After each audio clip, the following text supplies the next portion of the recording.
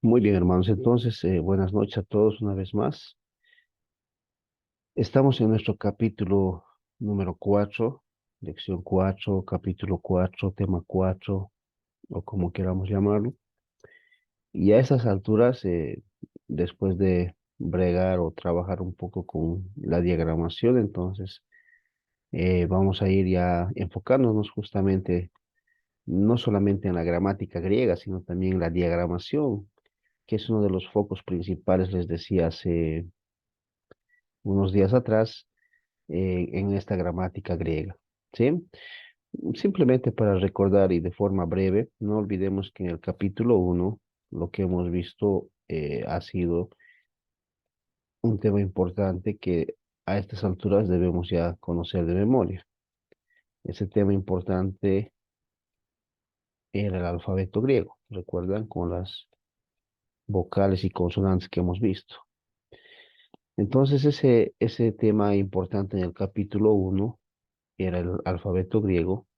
Teníamos que memorizar las 24 letras, ¿verdad? Así que espero que estemos en ese camino, ¿no? Quizá en algunos ya finalizando las 24 letras y en algunos quizá ya comprendiendo mucho mejor este alfabeto, que es importante. Ya después en el capítulo 2 lo que hemos ido viendo fueron los verbos en el capítulo 2, ¿no? Los verbos, ¿recuerdan? Y en cuanto a los verbos, lo que teníamos que memorizar tal vez eran dos cosas importantes. Lo primero, debíamos memorizar las desinencias, ¿recuerdan? Las desinencias de los verbos, ¿no? Y además, la diagramación, o sea, cómo se diagrama un verbo. Claro que aquí también teníamos que memorizar el vocabulario, ¿no? Que muy amablemente un hermano nos ha pasado en el grupo de WhatsApp todas las palabras para memorizar. Creo que es válido poder usar todo eso y esas ayudas, ¿no? Entonces, creo que es importante eso, ¿no? El vocabulario, ustedes saben que eran dos, tres o cuatro palabras que deberíamos haber aprendido. La diagramación simplemente era una línea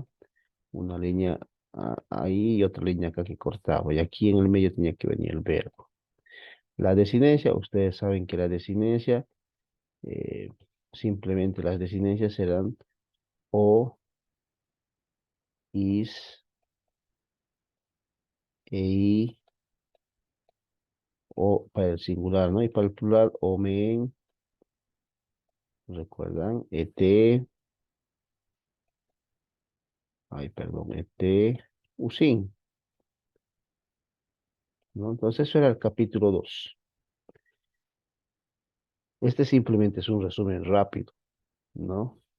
Para entender y comprender que todo esto debe estar en nuestra mente, ¿no? Y si quizá alguien no tiene esto muy claro, por favor, hermano o hermana, póngase en contacto conmigo, quizá podemos hacer alguna reunión fuera de esta y poder intentar resolver algunas dudas que usted tenga o algunas falencias, ¿no?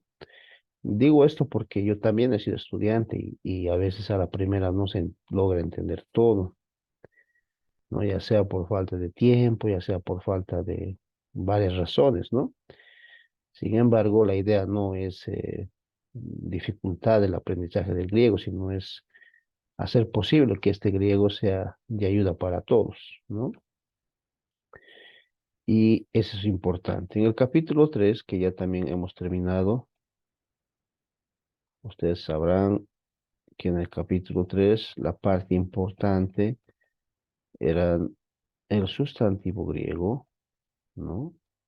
Y además, no solo el sustantivo, el adjetivo, ¿no? El adjetivo. Que gracias a Dios, tanto el sustantivo como el adjetivo tenía la desinencia sustantiva y adjetival, la misma desinencia, ¿no? Entonces, ¿cuáles serán las desinencias? Nominativo, ¿recuerdan? Genitivo, dativo, acusativo y el vocativo, ¿no? Entonces, tanto en singular como en plural, teníamos que memorizar os, nominativo, oí, cómo se escribe, oí, cómo se debe leer el plural, ¿no? Y el genitivo, dativo y acusativo, todas las desinencias que ustedes ya tienen que saber de memoria. Sin embargo, si alguien tiene dificultad, como les decía, pueden contactarse conmigo, ¿no? Pero además de las desinencias sustantivales y adjetivales, la diagramación. ¿Qué teníamos que hacer en la diagramación? Simplemente lo que teníamos que hacer es poner en su respectivo lugar el verbo, el sustantivo nominativo donde tiene que ser, el sustantivo acusativo donde tiene que ser, o el complemento directo u objeto directo. Y aquí abajo el objeto indirecto o el sustantivo dativo, ¿no? Etcétera. Entonces, eso era importante en el capítulo 3, ¿verdad? Hoy vamos a llevar un nuevo capítulo, que es el capítulo 4, ¿no? Para el capítulo 3 hemos hecho diagramaciones, las cuales están grabadas en el capítulo anterior. Por si no has estado en el anterior capítulo, está en el grupo de WhatsApp lo que hemos diagramado. Y ustedes tenían que terminar todo el capítulo o todas las diagramaciones y subirlo a la plataforma, ¿verdad? Les dije que si tienen alguna dificultad pueden escribirme y yo con gusto voy a ayudarles, ¿no? Siempre y cuando también ustedes me escriban con una ah, propuesta, ¿no? De diagramación. No me digan cómo se hace esto, digo, sino hice esto y quisiera ver si está bien. Entonces yo con gusto voy a también corregir alguna deficiencia, ¿verdad? Ok, entonces eso es lo que hemos visto. Hoy vamos a ver, les decía, el capítulo 4 y quizá ustedes se están dando cuenta que ya estamos casi en la mitad de nuestra materia, ¿no? Un capítulo más y estamos en la mitad porque son 10 capítulos o 10 lecciones las que vamos a ver, ¿no? Estas cuatro son las más importantes, los cuatro capítulos que estamos viendo son los más importantes para los siguientes 6 capítulos que vienen, ¿no? Que son al final capítulos que se añaden a estos cuatro, ¿no? Y hoy vamos a ver otro tipo de verbos, ¿no? Mm, Unos verbos que se llaman verbos copulativos en español, ¿no? O en griego los verbos imi, o en inglés quizás te acuerdes mejor por los verbos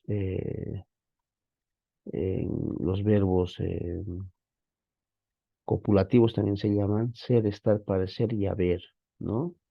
Entonces, en ese sentido, quiero que podamos ver hoy este capítulo, ¿ok? Por favor, hermano, te ruego, no olvides lo que te dije al inicio de clase, ¿no?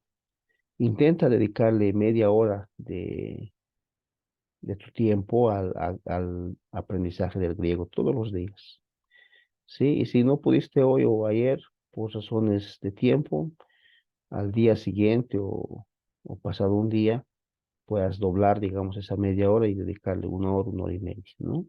Si no haces eso, va a ser difícil aprender, ¿sí? Y no se va, y no es el problema de la plataforma u otra cosa, o incluso la dificultad del mismo idioma, sino es el hecho de que no has tomado un tiempo para poder estudiar. Entonces intenta estudiar, intenta hacer aquello y vas a ver que no va a ser difícil, ¿sí? Solo eso quiero rogarte y lo demás ya vamos a poder trabajar con un poquito más de calma, ¿no? Ok, queridos hermanos, entonces vamos a ir al capítulo 4. El capítulo 4, hermanos, tiene que ver con un capítulo que vamos a repasar, que es el capítulo de los verbos. Ya hemos visto en el capítulo 2 los verbos, ¿verdad? Verbos regulares, normales. En este capítulo vamos a ver un verbo que es un tanto irregular, un tanto distinto, ¿no? Pero que ustedes ya muy bien lo conocen porque cuando ustedes han llevado gramática española, gramática inglesa o el inglés, este tipo de capítulos ya lo han ido viendo. Este verbo es un verbo irregular, como les decía, un tanto distinto. ¿Por qué? Porque es un verbo que muestra quizá el atributo del sujeto, ¿no? Siempre enfoca el atributo del sujeto. Como ustedes se pueden dar cuenta, en la diagramación normalmente acaba el sujeto, acaba el verbo, acaba el complemento directo, ¿verdad? Y acá el complemento indirecto. Así es como hemos aprendido, ¿no? O objeto indirecto, ¿verdad? Normalmente la línea que nosotros tenemos para la diagramación de los verbos es recta, pero en este caso de verbos, la línea, como acá muy bien lo he presentado, es diagonal. Esa es la única diferencia en la diagramación. Lo vamos a ver más adelante, pero ya de entrada quiero decirles aquello.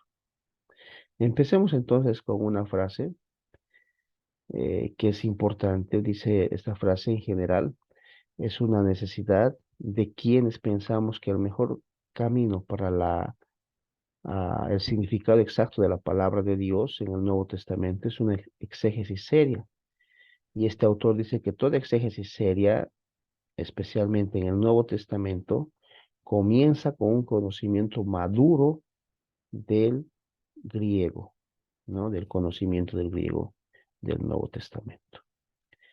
Esto lo dice Tuggy, ¿no? Entonces, una verdadera exégesis seria, concienzuda, expositiva, empieza con el conocimiento del griego para el Nuevo Testamento y obviamente del hebreo para el antiguo, ¿no?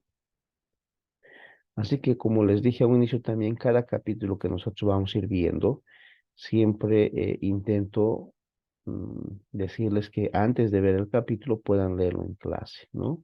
O antes de clase, mejor dicho, para que en clase puedan tener preguntas. El objetivo de este capítulo, hermanos, es claro, es conocer el verbo irregular, como en griego se conoce el verbo imi, ¿ya? El verbo imi. Vamos a ver la diagramación, que es la misma, simplemente que la segunda línea cambia un tanto y se vuelve diagonal. Vamos a ver el vocabulario también, ¿no? Entonces no es muy complicado el objetivo de hoy, ¿sí? Entonces vamos a aprender el verbo imi, ¿ok? Entonces eso quiero que se grabe. Este verbo es muy común en el Nuevo Testamento, ¿no? Es lo que conocemos en español el verbo copulativo, ser, estar, parecer, haber. Es un verbo irregular porque normalmente este verbo irregular muestra el atributo del sujeto o atribuye cualidades del complemento directo hacia el sujeto. Es importante, como cuando nosotros hemos aprendido algo de inglés, nos han enseñado primero el verbo to be, ¿recuerdan? Entonces, normalmente aprendemos inglés y casi siempre primero empezamos aprendiendo el verbo to be, ¿verdad? Que se traduce también ser, estar, parecer o haber. Este mismo verbo es el que nosotros vamos a aprender, pero en este caso en el idioma griego. Y este verbo, que en inglés es el verbo to be, en griego es el verbo imi, ¿sí? Y en español es el verbo ser, estar, parecer, haber. Este es el verbo que vamos a aprender hoy. Su forma difiere un tanto de los verbos regulares que hemos visto en el capítulo 2, ¿no?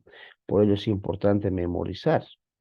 Este tipo de verbo sirve, como les decía a un inicio, para atribuir una cualidad al sujeto por medio de un sustantivo o un adjetivo. Y eso es otra diferencia, ¿no? Entonces puedes atribuir una cualidad del sujeto a través del verbo, a través del verbo, por medio del verbo, una cualidad que el complemento directo esté dando, ¿ya? Entonces, muy importante este verbo. Veamos cómo se conjuga. Ustedes saben que por medio de paradigmas o tablas es como nosotros aprendemos el idioma griego. Este paradigma, hermanos, es del verbo imi, ¿sí? Entonces, el verbo imi no tiene desinencia como hemos visto los verbos regulares. Debemos aprender toda la palabra. Por eso es un verbo irregular y además está en tiempo presente. Entonces, este es el verbo imi, ¿ok? Debo aprender toda la palabra. Imi, primera persona singular, ¿no? Vale decir, podemos traducir yo soy, ¿no? Yo soy o yo estoy, ¿ok? Imi, yo soy o yo estoy, ¿no? Y, o como se escribe ei, segunda persona singular, tú eres, tú estás.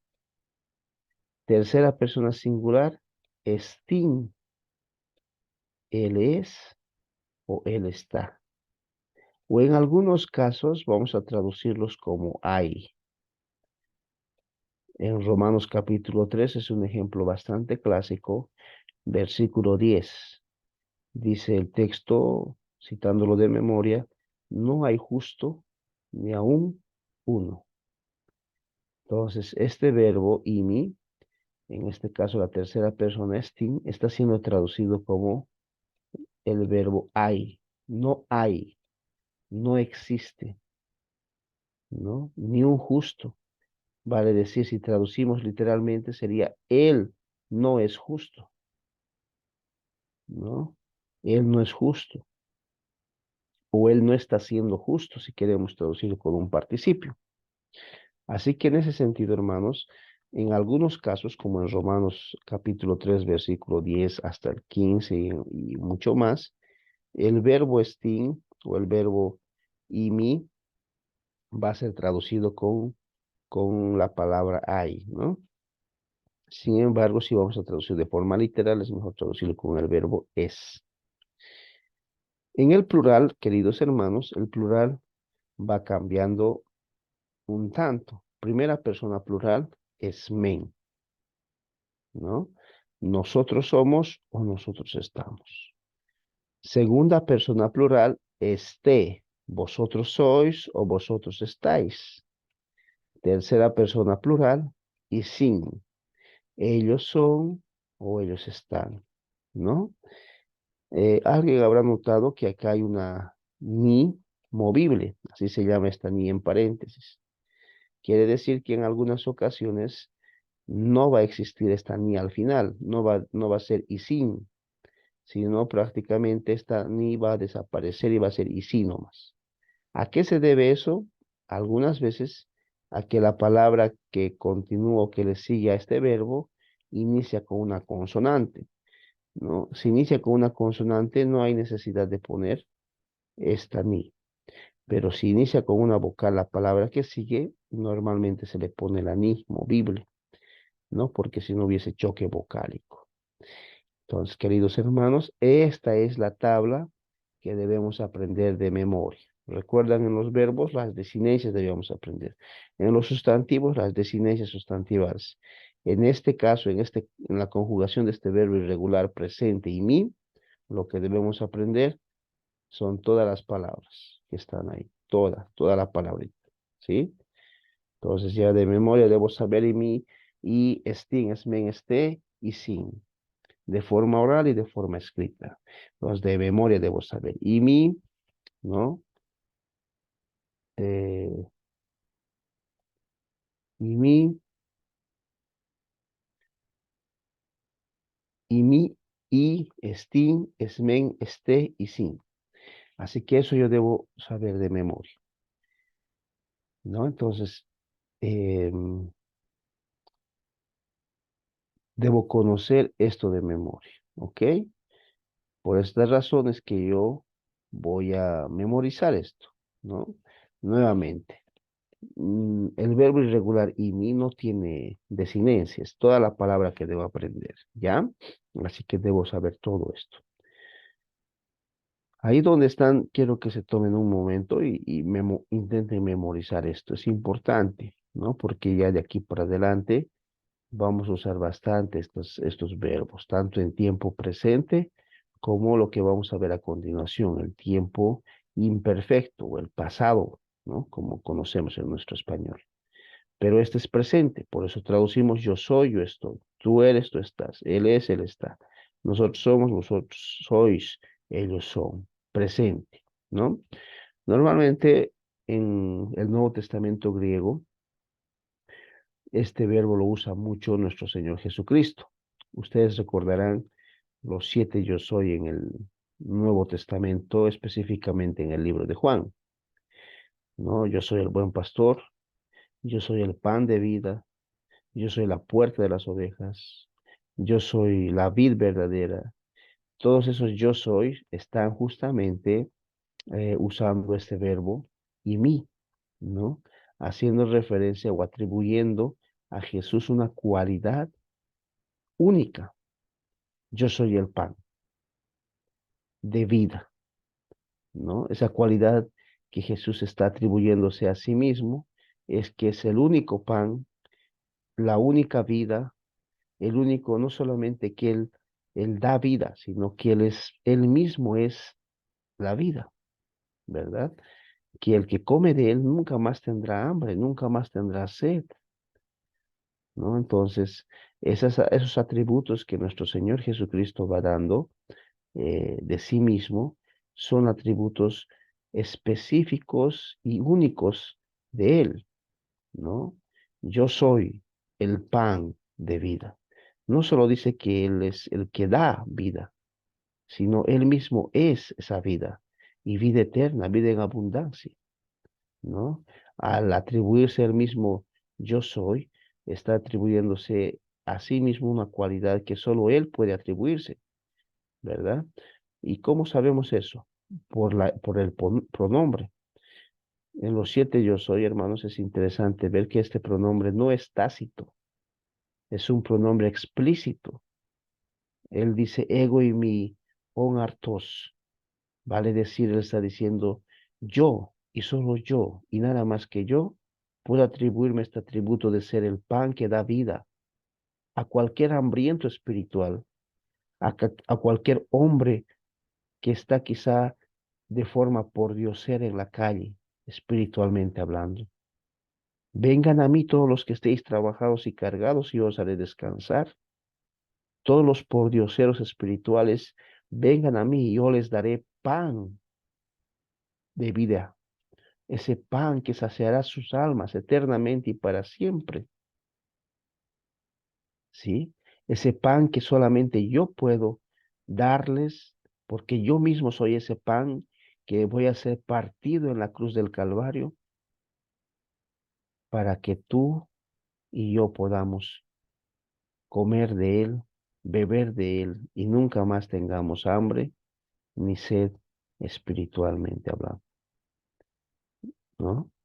Entonces ese pan es el que es atribuido a nuestro Señor Jesucristo, ese pan de vida, ¿no? Por ejemplo, hay otro yo soy, dice, yo soy la resurrección y la vida. Juan 11:25 dice eso, ¿no? Yo soy la resurrección y la vida. El que cree en mí, aunque esté muerto, vivirá, ¿no? ¿Quién más puede decir de sí mismo que es la resurrección y la vida? ¿Quién más puede decir de sí mismo que aunque esté muerto, el que come de mí y el que bebe de mí vivirá? Todos los que estáis muertos en vuestros delitos y pecados, dice nuestro Señor Jesucristo, vengan a mí, venid a mí, y yo os daré vida. Aunque ustedes estén muertos y bien muertos, yo os daré vida. Es lo que ha pasado con nosotros en nuestra vida espiritual, ¿verdad? Estábamos muertos en nuestros delitos y pecados. Eso dice la palabra de Dios, ¿no? Éramos pordioseros espirituales, sin esperanza, sin fe, sin Dios, sin sentido en nuestra vida. Y nuestro Señor vino y nos dio vida eterna, ¿no? Nos resucitó de lo muerto que estábamos y hoy tenemos vida en abundancia gracias a ese pan que comimos y bebimos, ese pan que tuvo que ser partido en la cruz del Calvario, tomando la ira de Dios por nuestros pecados, ¿no? Por nuestros pecados. Y como decía un pastor, porque nosotros no podíamos morir esa muerte que Él murió, ni podíamos resistir eso, mucho menos vivir la vida que Él vivió, ¿no? Entonces, en ese sentido, hermanos, este texto o este verbo que estamos aprendiendo es bastante importante para interpretar las escrituras y especialmente para entender un poco más el, el texto, digamos, del Nuevo Testamento, ¿no? Ok, entonces vamos a ir viendo lo que es este verbo. Sin embargo, quiero que se tomen un momento, hermanos. Voy a traer un abrigo para mí, que está haciendo un poco de frío. Y mientras tanto, tómense un momento, un minuto, quizá lo mucho, para poder ah, memorizar este verbo, ¿ok? Deme un minuto o menos para traer el abrigo.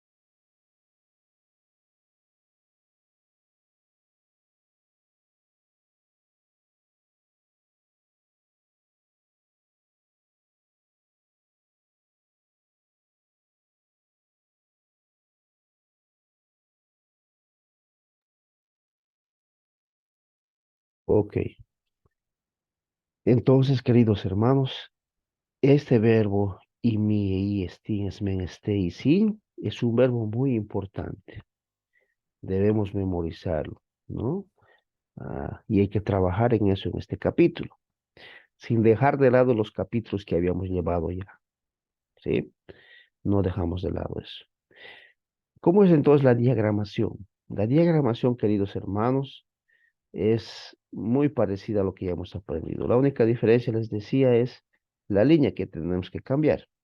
¿Cómo diagramamos? Simplemente una línea horizontal, una línea transversal que es esa, y la línea de acá es lo que cambia. Recuerdan que en los otros verbos regulares normales, la línea debería ser recta, hasta ahí. Pero en este verbo irregular, la línea es diagonal. La única diferencia es esa, ¿ok? Entonces ya no diagramamos con los verbos irregulares de línea recta, sino de línea diagonal. ¿Por qué, profesor? Porque no olviden la teoría, ¿no? Lo que les acabo de decir. Lo que estamos haciendo es atribuir al sujeto de esta forma, ¿no? Diciéndole que este atributo le pertenece a él. Yo, por ejemplo, dice Jesús, yo, el sujeto, soy el pan, ¿no? El pan. Perdón, el pan. ¿Qué le estamos atribuyendo, perdón, a Jesús? Que Él es el pan a través de este verbo, ¿no? En ese sentido, por eso debe ser diagonal la línea, ¿ok? Porque le estamos dando un atributo al sujeto, ¿no? Por eso debe ser diagonal la línea. Muy bien. Bueno, y lo demás es lo mismo, ¿no? El complemento indirecto, el nominativo ahí o el sujeto, como llamamos, el acusativo, como normalmente llamamos, el dativo abajo, ¿no? Y el verbo, y mi, ¿no? Entonces eso no hay que olvidar. Les decía que hay ejemplos bíblicos en el texto griego, como en este de Romanos 3:10, que obviamente es el verbo estin, que es el verbo de tercera persona singular, que es traducido como en nuestras Biblias como hay, ¿no? No hay justo ni a uno. No hay quien entienda a Dios, no hay quien busque a Dios, no hay quien haga lo bueno, no hay ni siquiera uno. Todos se desviaron, aún se hicieron inútiles. Sepulcro abierto es su garganta, en su lengua solo hay áspides, veneno, etcétera, ¿no? Todos aún se han condenado, delante de Dios son inútiles, etcétera, etcétera. Cuando estudiamos este texto a veces es la radiografía del ser humano, ¿no? Realmente no hay ni siquiera uno que sea justo delante de Dios, ni tú ni yo, ¿verdad? No hay ni siquiera uno que busque a Dios, dice. A veces uno puede pensar, pero profesor, yo he buscado de Dios, ¿no? Y decir, bueno, yo he buscado de Dios, pero la Biblia dice que no hay ni siquiera uno que busque de Dios. Pero entonces, ¿qué significa que yo haya buscado de Dios? Es que Dios te buscó primero a ti, ¿no? Y entonces tú buscaste de Dios. No sé si alguna vez escuchaste este ejemplo, pero ah, un pastor dijo una vez, ¿no? Cuando tú estás en un cementerio y vas a un cementerio y el muerto está ahí, digamos, y tú le das una patada al muerto, el muerto jamás te va a responder, ¿verdad? No, ¿por qué? Porque está muerto. Por más que tú lo golpees, no sé, le patees, el muerto no te va a responder. ¿Por qué? Porque está muerto, eso es lógico. De la misma forma, tú y yo estábamos muertos en nuestros delitos y pecados. No podíamos buscar a Dios ni de Dios, ¿verdad? Tuvo que venir Jesús y decir, yo soy la resurrección y la vida. El que cree en mí, aunque esté muerto, vivirá. Y entonces resucitamos y dijimos, ahora sí voy a buscar de Dios. Y entonces tú y yo buscamos de Dios, porque ya Dios había resucitado de nuestra mortandad espiritual, ¿no? Entonces no te equivoques, no es que cuando tú buscaste de Dios es que tú primero diste el primer paso. No, no es así. Es Dios quien da el primer paso siempre. No hay justo ni a uno. No hay quien entienda a Dios. Éramos ignorantes espiritualmente hablando. ¿No? El pecado afectó hasta nuestra mente. Y es tan interesante estudiar este texto que uno dice, wow, realmente Dios es el que se lleva la gloria al final, ¿no? Yo no llevo nada de gloria a Dios en el sentido de glorificarme yo mismo. No hay quien haga lo bueno, ¿no? El texto es bien claro, no existe ni una sola persona que haga lo bueno. Y alguien me dirá, pero ¿qué pasa con la madre Teresa de Calcuta? Pero no, no dice la Biblia que no hay ni siquiera uno que haga lo bueno. Pero ¿qué pasa con esa gente buena? Sí, es posiblemente la gente que hace un bienestar social y todo eso, es una persona buena a mis ojos y a los ojos de muchas personas, a quienes yo también admiro, ¿verdad? Y quisiera imitarles algún día. Pero si esas personas no hacen todo lo que hacen para la gloria de Dios, entonces están en el mismo pecado, ¿no? Así que la motivación debe ser la gloria de Dios y etcétera, ¿no? Entonces, el texto, si tú revisas, son casi como 21 cualidades de aquel que está muerto en sus delitos y pecados, o cualidades, digo, en el sentido de características de aquel que está muerto en sus delitos y pecados. Y el apóstol Pablo dice, no eres justo, no eres hijo de Dios, eres un pecador, etcétera, ¿no? Y al final dice, ni siquiera los judíos, ni siquiera los gentiles, ni los bolivianos, ni los colombianos, ni los peruanos, ni ecuatorianos, ni españoles, ni americanos, todos están muertos en sus delitos y pecados y necesitan un poderoso Salvador, ¿no? Entonces ya presenta a Cristo la buena noticia, el Evangelio. Hay esperanza en él, ¿no? Entonces, si quieres tal vez un texto para evangelizar, es el mejor que yo te puedo recomendar, con amor, con cariño, obviamente. No hagas, no vayas a ofender al pecador, simplemente hazle entender la palabra de Dios, que la palabra de Dios sea quien transforme su vida, ¿no? Y tú con amor, entendiendo que Él está muerto, es un ignorante, es alguien que no conoce, así como tú y yo cuando no conocíamos del Señor, ¿no? No puedes hacer nada. O sea, si tú ves este texto, Aquí hay una negación, que quiere decir no, no existe, no hay. Él no es justo, no puede ser, que no te quepa en la mente eso. No hay nadie justo en esta tierra, solo Jesucristo y Dios. Entonces la diagramación sería de esta manera, ¿no? Él no es justo, ¿no? Entonces, él, hablando del hombre, el adverbio negativo no, que debería estar con lila, ¿no? No es el verbo, no es que justo. ¿Quién no es justo? El hombre o la mujer, ¿no? Esta justicia o esta palabra justo está calificando a esta persona. Y esta persona es el hombre o la mujer, como queramos verlo, ¿no? El hombre no es justo. Que no te quepa la menor duda. No hay un hombre que sea justo. No existe, ¿no? Por eso necesitamos el evangelio. Bueno, y podemos ver más ejemplos, ¿no? Sin embargo, ah, quizá nos podría faltar tiempo para estudiar justo esto. En Romanos 3:11 y todo lo demás, ¿no? Que no podemos tal vez ver por ahora. El pasaje también interesante de Efesios 2:1, cuando dice que estamos muertos en nuestros delitos y pecados, ¿no?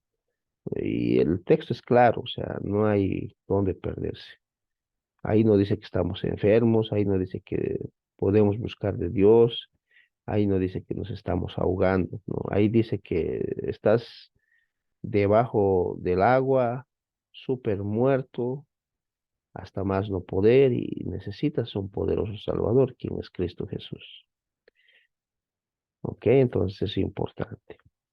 Pero hemos visto hasta este punto el verbo y mi en tiempo presente. Yo soy el buen pastor, yo soy la resurrección y la vida, yo soy el pan de vida, yo soy la vid perfecta, Juan 15.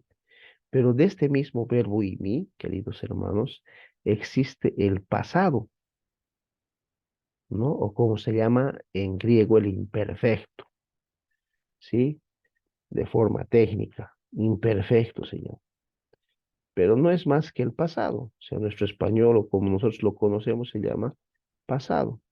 Ya hemos visto el presente hace un momento, ahora vamos a ver el pasado. Profesor, ¿por qué se llama imperfecto? Porque es un pasado continuo. Yo les daba un ejemplo más o menos de este pasado.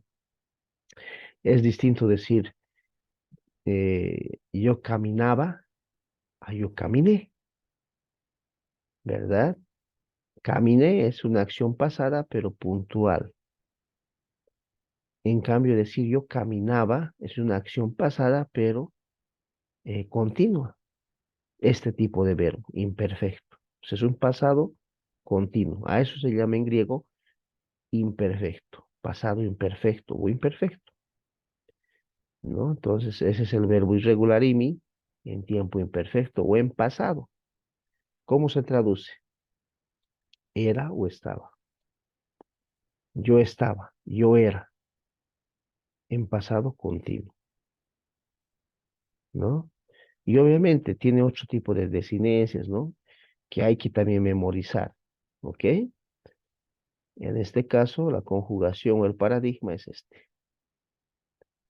Si se han dado cuenta, hermanos, casi todos los paradigmas o las formas como yo enseño es con tablas, porque creo que es la forma más acertada de enseñar, ¿no? Si tú tienes otro método y aprendes mejor de ese, también puedes usarlo. La cuestión es que aprendas. En mi experiencia y para mí mismo me ha servido más las tablas que otra cosa, ¿no? Entonces, por eso tanto el manual como las diapositivas tienen este tipo de método. Recuerdan, en el presente era y mi, ¿no? La primera persona singular. Miren en este caso. La primera persona es imin, ¿no? La segunda persona es is. La tercera persona es in. Entonces, imin, is, in. Traducción, yo era o yo estaba. Segunda persona, tú eras o tú estabas. Tercera persona, él era o él estaba. ¿Ok? Notan que la traducción no es yo soy, yo estoy, sino yo era, yo estaba. Entonces, a la hora del examen, hermanos, es importante la traducción. Yo les voy a poner un cuadro y les voy a decir, traduzca este verbo, y min. Entonces, tienen que traducir tal cual, en pasado. Y al momento de traducir, si no deben equivocarse, no me pongan yo soy, yo estoy, no. Es pasado, yo era, yo estaba. ¿Ok? Tú eras, tú estabas, ¿no? Pasado. Continuo, pero pasado. Y en el plural lo propio. Imen, nosotros éramos o nosotros estábamos. En algunos casos y en algunos textos no está el imen, sino imeta, ¿no? ¿Por qué pasa esto? Por algunas razones fonéticas, ¿no?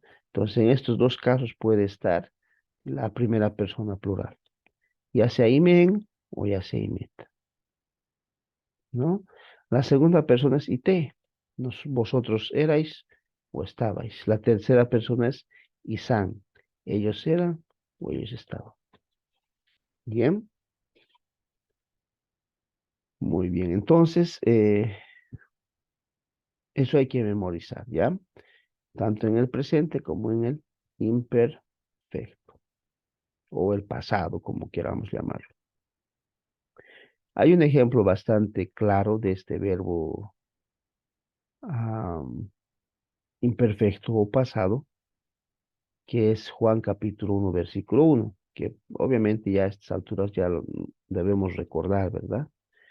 Y esos verbos son justamente estos. In, in. Tercera persona, singular, ¿no? Era. Esos tres verbos es un ejemplo claro del pasado, del verbo imi en pasado imperfecto, ¿no? O en el imperfecto. ¿Ok? Esos tres verbos son importantes a la hora de aprender este capítulo. Muy bien. Entonces, este versículo de Juan 1:1 es el versículo clásico que debemos aprender, ¿no? Es el versículo clásico que debemos conocer. Si ustedes recordarán, a un principio habíamos leído este texto. Sin embargo, quizá para vuestra práctica también es importante leer nuevamente. Dice el texto griego de la siguiente forma. En argi in ologos, que ologos, in proston theon, que theos, in ologos. Así es la forma correcta de leer este texto. Acá puedes leer theon o puedes leer teon, ¿ok? Pues vamos a leer nuevamente para nuestra práctica. En argi in o logos. Ustedes pueden ver acá una coma, ¿no? Esa es la primera oración del texto de Juan, el de capítulo 1, versículo 1. Por eso vamos a llamarle oración 1. La primera oración dentro del versículo 1 de Juan. Y justamente está unido por una conjunción hilativa que se lee que, o como está escrito kai. Esta oración hilativa está uniendo dos oraciones en un solo versículo. Vale decir la siguiente oración que es ólogos improston theon. Y ahí podemos ver otra coma. Entonces de acá hasta acá es la oración 2. ¿verdad? Y esta oración 2 está uniendo otra oración con la misma conjunción que hemos visto ya adelante, que es la conjunción que, o como se escribe kai. Y la oración siguiente es theos o theos in o logos. Y ahí hay un punto aparte, ¿no? Entonces a esta oración le vamos a llamar oración 3 porque es otra oración que está uniendo esta kai, ¿no? O esta que. Oración 3. Entonces, como ustedes pueden ver, hay tres oraciones. Una, dos, tres oraciones. Unidas por dos conjunciones ilativas, que es la que. ¿Ok? Entonces, y estas tres oraciones, cada oración tiene su propio verbo. Un verbo irregular, ini, en pasado o imperfecto, in. Otro verbo irregular en imperfecto, in. Otro verbo irregular en imperfecto, in. Que es interesante que los tres verbos de estas tres oraciones en este versículo 1 de Juan tienen el mismo verbo en la misma persona, ¿no? Y los tres son singulares. Entonces, en esta clase vamos a intentar nuevamente ahora ir a la diagramación de estos versículos o de este versículo entero, ¿ok? Así que vamos a diagramar por primera vez un versículo entero. Las anteriores diagramaciones eran diagramaciones quizá parte de versículos, ¿no? Pero en este caso vamos a diagramar todo el versículo. Y como muy bien puedes ver acá, estamos usando el método colores. El verbo de color rojo, las conjunciones de color verde, los sustantivos de color azul, las preposiciones del mismo color, color negro, en este caso blanco por el trasfondo, ¿no? Los artículos también negros o blancos en este caso, ¿no? Entonces vamos a diagramar estas tres oraciones del Evangelio de Juan 1:1.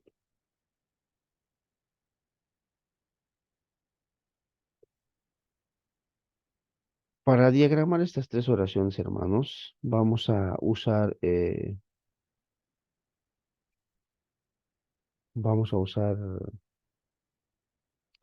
estos tres diagramas, ¿ya? No quiero ir muy rápido para que me deje entender. Como son tres oraciones, necesitamos tres líneas. Dos, tres líneas, ¿no? Esta es la primera línea, esta es la segunda línea y esta es la tercera. Y alguien preguntará, ¿y para qué sirven estos de acá? Esas son las conjunciones que van a unir las tres líneas de oración, ¿no? Entonces, esas conjunciones están uniendo estas tres oraciones, ¿no? O sea, estas conjunciones son la kai, o como se pronuncia la que, ¿ya? Entonces, para que no les parezca muy complejo la diagramación. Entonces, cualquier diagramación siempre se hace con tres líneas, ¿verdad? O con una línea. Primero esta línea y lo ponemos acá, esa línea, es aquí el verbo. ¿Recuerdan? Como estoy haciendo un verbo atributivo, la línea tiene que ser diagonal, ¿no? Pero como son tres oraciones, les dije, tengo que hacer tres líneas y para los verbos ahí, para los verbos ahí. En este caso, como son tres oraciones unidas por dos conjunciones, aquí voy a traer la conjunción que, porque está uniendo esas tres oraciones con dos conjunciones. ¿Ok? Es lo que vamos a hacer en esta diagramación. Así que voy a intentar explicarles a detalle, pero vamos a primero mostrarles cómo podemos diagramar esta oración. Muy bien.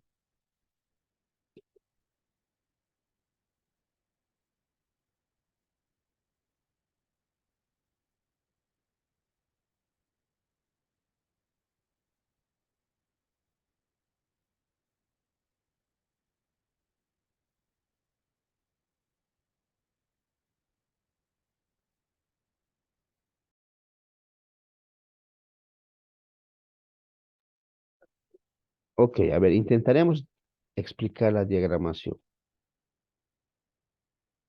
¿sí? La oración uno está acá, la que hemos dividido.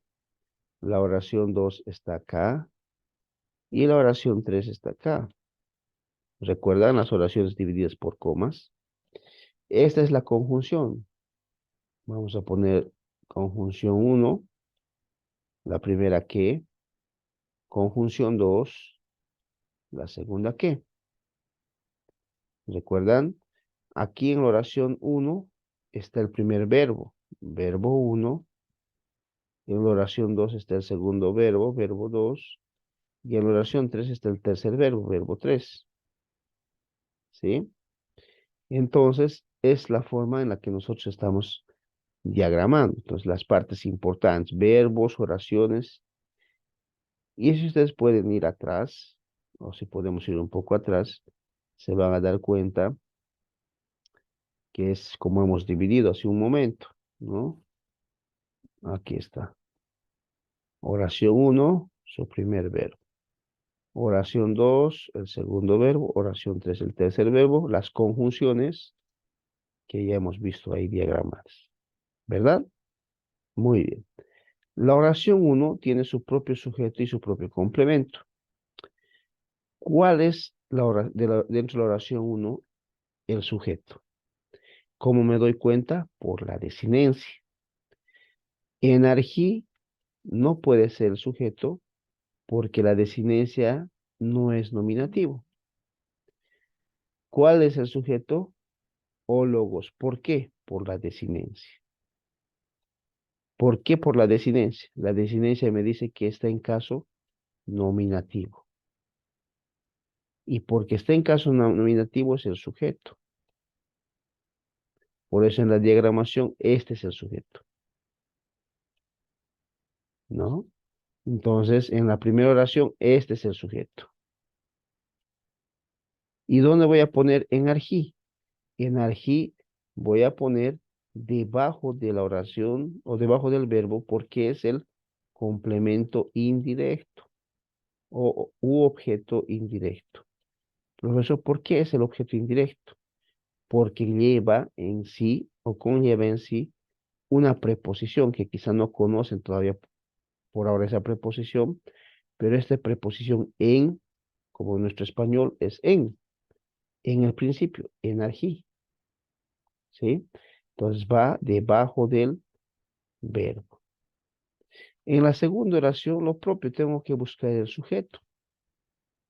Prostonceon no puede ser sujeto porque uno está en acusativo y está antecediendo por una preposición, igual que en este caso. Por cierto, hermanos, cuando hay una preposición que antecede a un sustantivo, esto se llama sintagma preposicional. ¿Por qué, profe, se llama sintagma preposicional? Porque este sintagma o estas dos palabras que componen una frase está introducido por una preposición. Y aquí hay otro sintagma preposicional, introducido por una preposición que en este caso es pros. Entonces, en esta oración 2, ¿cuál es el sujeto? Nuevamente es ólogos. ¿Por qué, profe? Porque el sujeto o esta palabra termina en os y ese es un nominativo y los nominativos normalmente son sujetos. Lo propio en la palabra número 3, ¿sí? O en la oración número 3, perdón. En la oración 3 sí hay que tener un tanto de cuidado porque miren, teos o theos termina en os, puede ser sujeto. Y ólogos también termina en os y puede también ser sujeto. Y uno se pregunta, pero son los dos que están terminando en os, ¿no? Nominativos y pueden ser sujetos. ¿Cuál voy a poner como sujeto? En ese caso, hermanos, hay una norma en griego, una regla que dice que cuando dos sustantivos están en casos nominativos y aparentemente los dos deben ser sujetos, el que lleva artículo, dice la regla, es el que debe estar como sujeto. ¿no? El que lleva artículo. En este caso, este. Y el que no lleva artículo tiene que ir como complemento directo o complemento atributivo, ¿sí?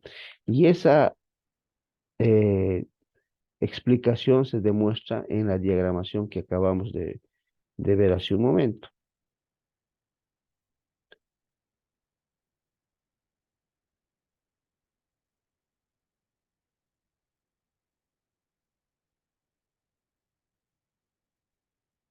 Ok.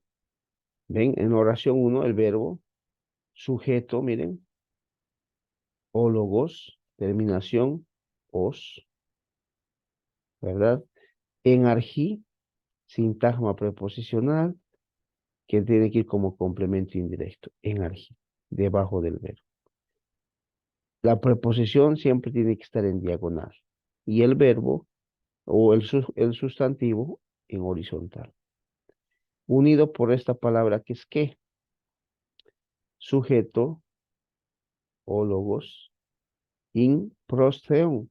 Nuevamente, igual que acá arriba, este es el sintagma preposicional en oración 2. Que, oración 3 sujeto, ¿sí? Porque lleva artículo y verbo y la palabra teos o theos, que también está en nominativo, en este caso, en este único caso, y especialmente en las oraciones atributivas, como en este caso, puede ir como acusativo estando en caso nominativo. La razón es que es un verbo irregular, un verbo copulativo, un verbo que atribuye una cualidad al sujeto. En este caso, el sujeto, esta cualidad está atribuyéndole al sujeto. Le está diciendo que este logos era Dios, es Dios y sigue siendo Dios. ¿Ok? Por esa razón se diagrama de esta forma. Muy bien. La diagramación a grosso modo es de esta forma, del versículo 1. ¿Ok? Ahora, es interesante notar, queridos hermanos, lo siguiente.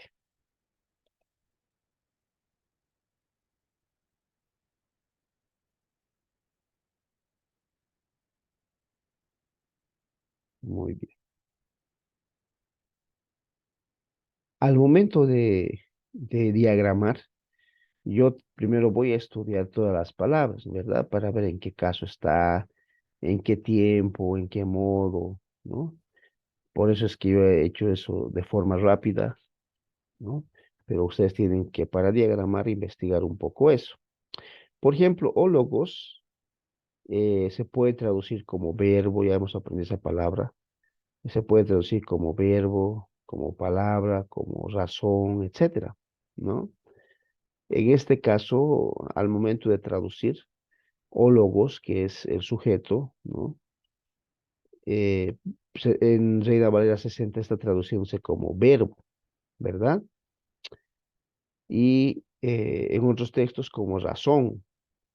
Entonces, este verbo, este logos, simplemente es una traducción de lo que nosotros comprendemos y entendemos de nuestro Señor Jesucristo, ¿no? Porque dice, el verbo era, ¿recuerdan? El verbo era, ¿no? Verbo, si queremos traducir como Reina Valera. Entonces, el verbo era o estaba. ¿Recuerdan que podemos traducir también de esa forma? El verbo estaba.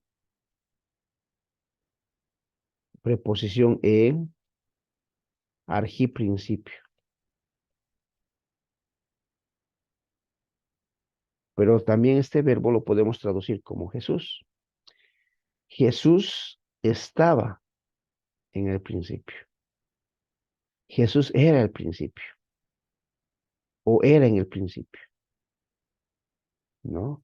Esa palabra logos es una palabra que en el texto griego se usaba para, en el griego clásico se usaba para denotar a alguien que realmente era lo supremo, lo máximo. Platón, Aristóteles, en griego clásico denotaban a aquello que era lo máximo.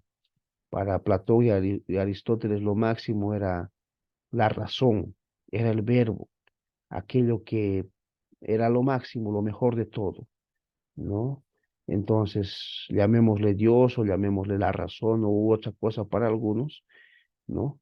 Entonces, para ellos era lo máximo, lo mejor de lo mejor, ¿no? Entonces, por eso que el apóstol Juan usa esta palabra, quizá mostrando de que para él, el logos, lo mejor de lo mejor, lo máximo, es nuestro Señor Jesucristo, ¿no? El verbo encarnado, el logos, aquel Dios hecho hombre, ¿no? Él estaba en el principio, antes de que se inicie el mundo. Y quizá muchos pueden ir al Génesis capítulo 1 versículo 1, ¿no? En el principio fue creado los cielos y la tierra, ¿no?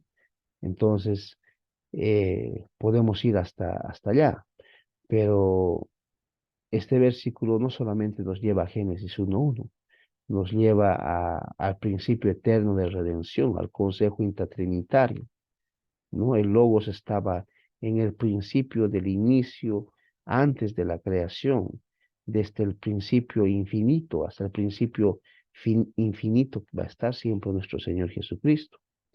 En el idioma hebreo, esta palabra Logos se puede traducir como dabar, ¿no? Que también es palabra, ¿no?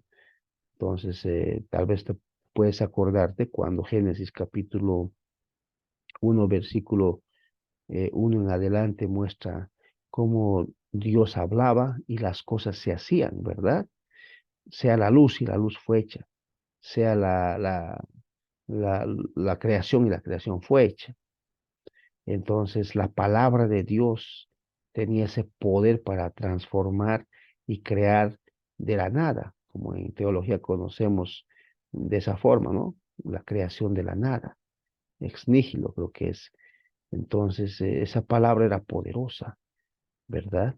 Y algunos teólogos denotan justamente eso, la palabra logos, haciendo referencia a la palabra hebrea dabar, que hace, eh, que hace una relación del creador, que con esa palabra simplemente creaba todo. Esa palabra es la que estaba en el principio, en el inicio de todo, ¿no? A ese verbo es al que hacemos referencia, a ese Dios es al que hacemos referencia, a Jesucristo, el logos, ¿verdad? El que era, el que es y el que ha de venir. Apocalipsis dice de esa manera, el mismo apóstol Juan hace esa referencia, ¿no? El que era, el que es y el que ha de venir. Entonces es un verbo continuo por esa razón, en el pasado, en el presente y hasta el futuro, ¿ok? Entonces, en ese sentido, hermanos, el verbo era o el verbo estaba en el principio.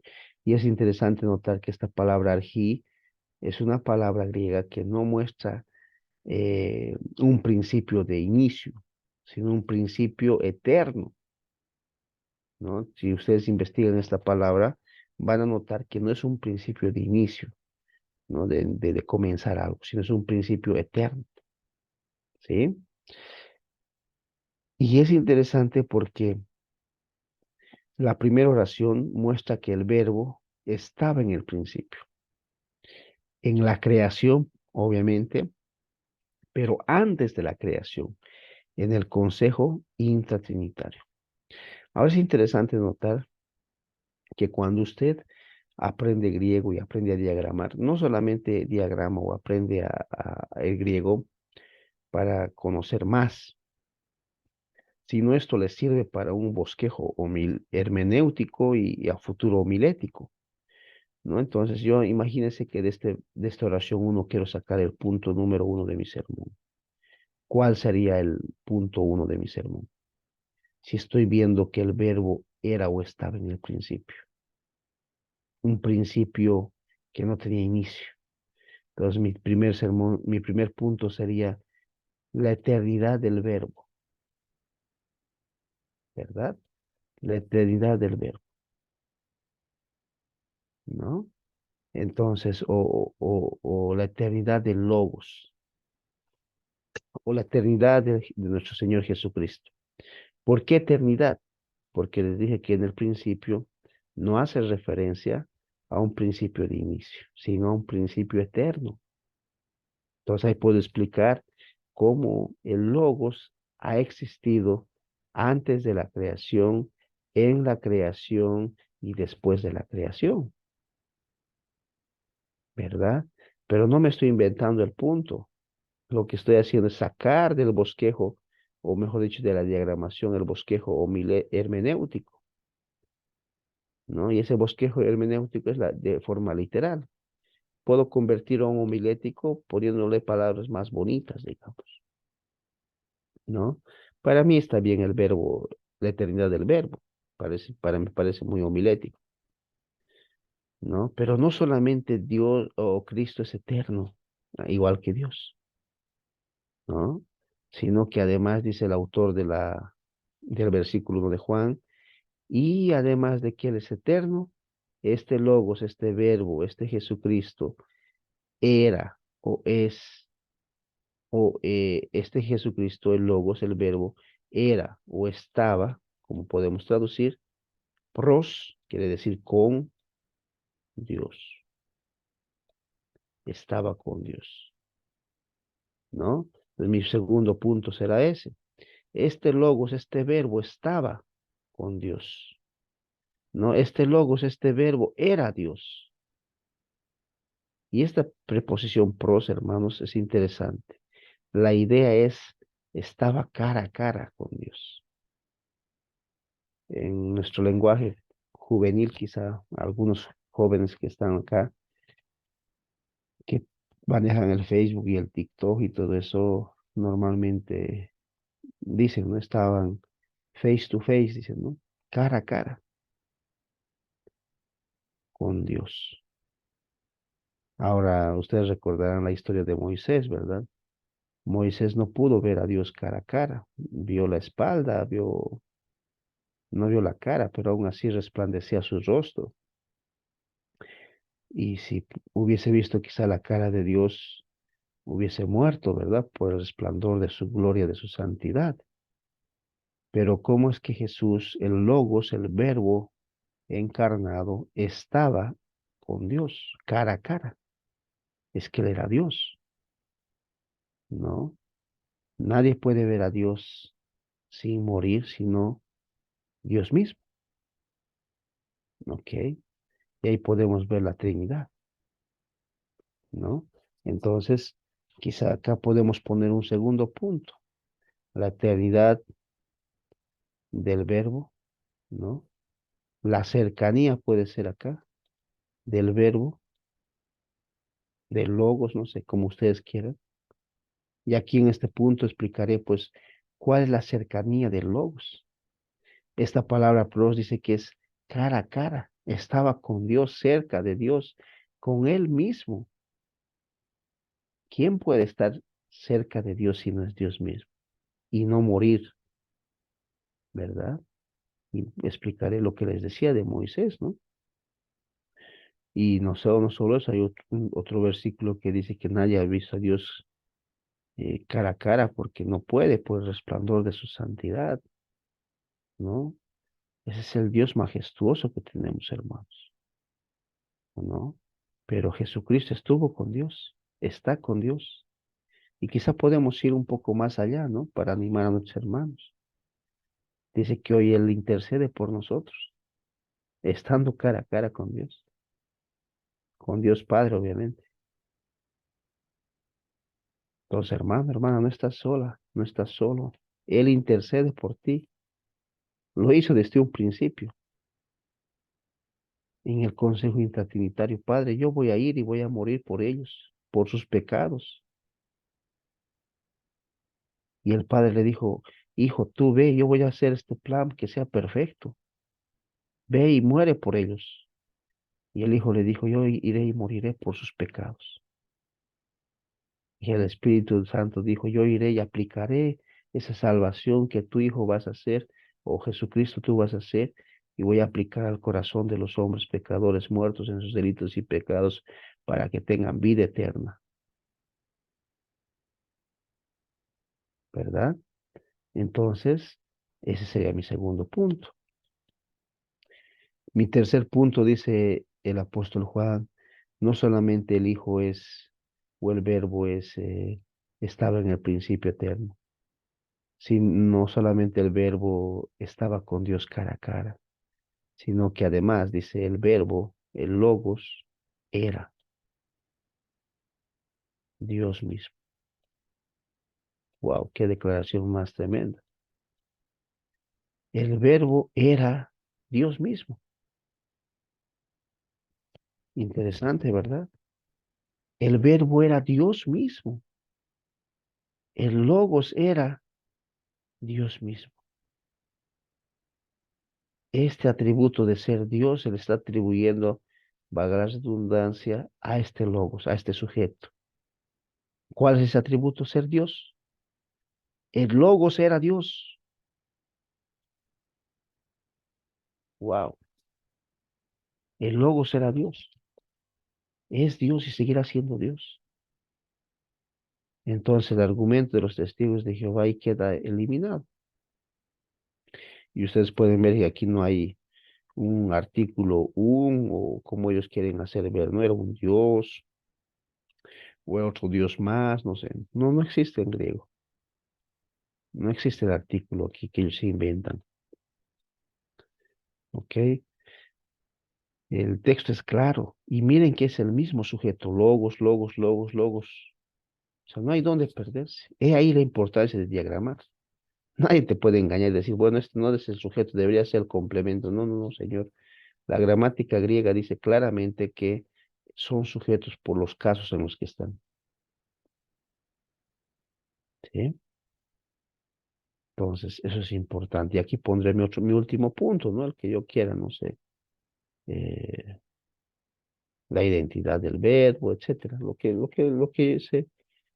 que yo pueda captar de esta oración sin inventarme, ¿no? Lo que esté aquí. No necesito inventarme cosas. A veces en una predicación escucho que algunos inventan cosas que no están en el texto, ¿no? Y yo soy alguien que siempre aboga porque no te inventes lo que no está en el texto. Tienes que predicar lo que en el texto está, te guste o no, ¿no? Entonces, eh, eso, hermanos, ¿no? Lo que el texto dice, eso tienes que predicar.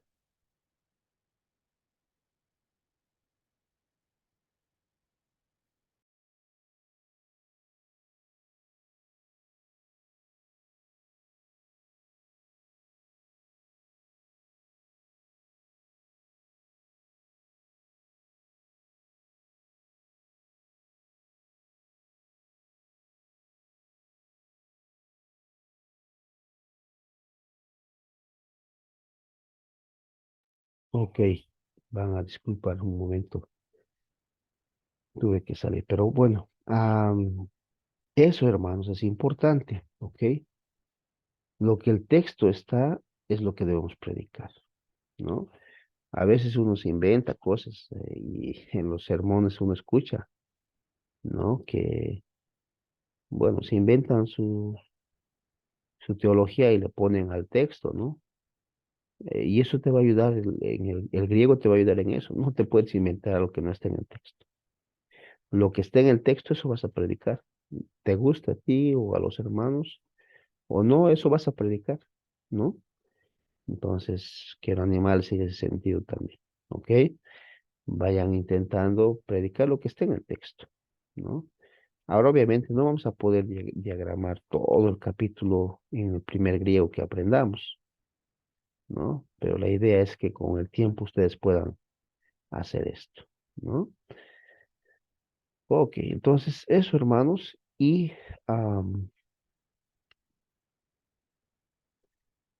creo que aquí tengo un ejemplo de cómo se puede hacer justamente esto, ¿no? Vamos a primero terminar eso. Voy a ver, denme un segundo. Muy bien. Bueno, aquí ya está, acá está ya traducido, ¿verdad? O mejor dicho, sí, traducido y diagramado, ¿sí? Y ustedes han podido notar que normalmente yo hago de esta forma la traducción. Intento siempre dentro de la diagramación traducir por encima, ¿no?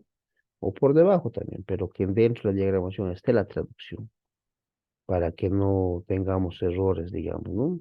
La palabra logos era en el principio. La palabra estaba con Dios y la palabra era Dios mismo, ¿no? La palabra era en el principio y la palabra estaba con Dios y la palabra era Dios mismo. No existe el artículo que los testigos de Jehová ponen ahí, ¿no? Entonces eso es importante. Porque ellos dicen, pues, su traducción del Nuevo Mundo dice, los testigos de Jehová, en el principio la palabra era, y la palabra estaba con Dios. Y la palabra, miren este error garrafal, la palabra era un Dios, y con minúscula, no como acá en los anteriores versículos traducen con mayúscula, ¿no? Entonces aquí ya totalmente se han rayado, ¿no? Perdonen esa frase coloquial, se han desviado completamente, ¿no? Muy bien. Entonces miren, aquí he hecho un bosquejo, la eternidad de la palabra, la cercanía de la palabra, la identidad de la palabra, lo que les había dicho, ¿no? Entonces, y todo aquello. Bueno, podemos ver más ejemplos, como por ejemplo Juan capítulo 1 versículo 2, ¿no? Entonces, la forma de diagramar ese versículo es de esta manera,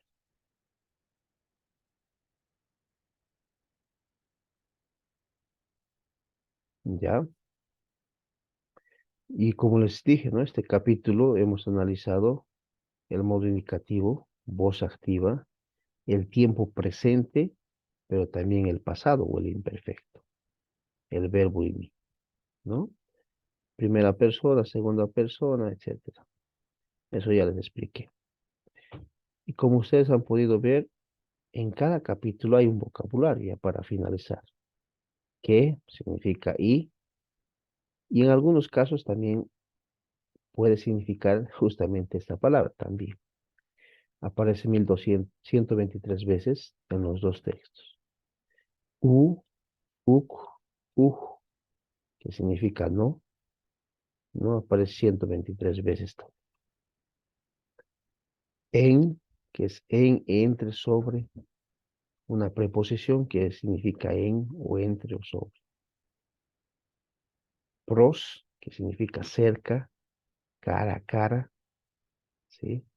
Ese pros, si ustedes buscan en el diccionario Quitel, les va a dar mucha información, ¿no? Cara a cara, frente a frente, o como les había dicho, face to face. Arji, principio, comienzo, origen, pero no es un principio, un comienzo de inicio de acción, sino de eternidad. EI, sí condicional, ¿sí? O como se debe leer y bueno, aquí están ya las diagramaciones que debemos hacer. En la siguiente clase vamos a hacer esto.